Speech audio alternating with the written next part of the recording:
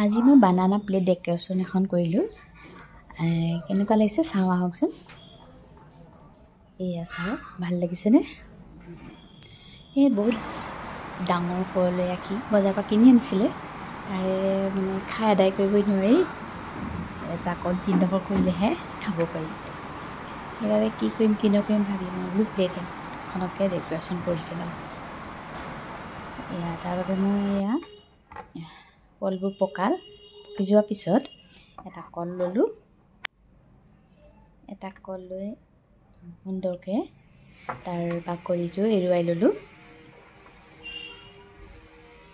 বাকলিটো এৰুৱাই লৈ ধুনীয়াকৈ গোলকৈ স্লাইচ কৰি পেলালোঁ।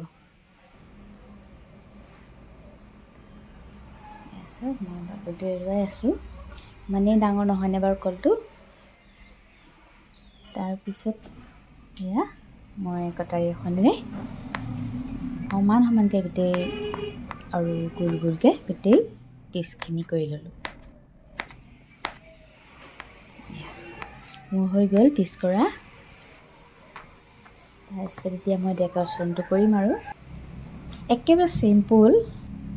এয়া আৰু তাৰ মাজত ডেকৰেশ্যন কৰিবৰ কাৰণে খজুৰ কেইটামান ল'লোঁ। একেবাৰে চিম্পুল আৰু মানে কলটো কি নকৰিম বুলি ভাবিয়ে মই এটা চিম্পুল ডেকৰেশ্যনকৈ বনালোঁ।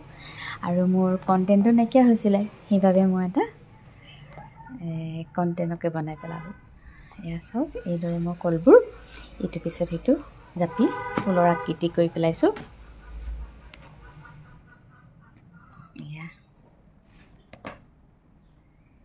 সুন্দৰভাৱে গোটেইখিনি সজাই পেলালোঁ। তাৰপিছতে মাজত এই খজুৰবোৰ দি ডেকৰেশ্যন কৰি দিলোঁ। আপোনালোকে চেৰিও দিব পাৰিব, চেৰি দিলে বেছিহে ভাল লাগিব সম্ভৱ, ৰঙা। মোৰ কিন্তু হাতত এতিয়া চেৰি নাছিলে, পটককৈ ভাবিলোঁ চেৰিও নাই, খজুৰ আছিলে, খজুৰকে দি ডেকৰেশ্যনটো কৰি দিলোঁ। সেয়া মোৰ এতিয়া হৈ গ'ল। ভাল লাগিছেনে বাৰু?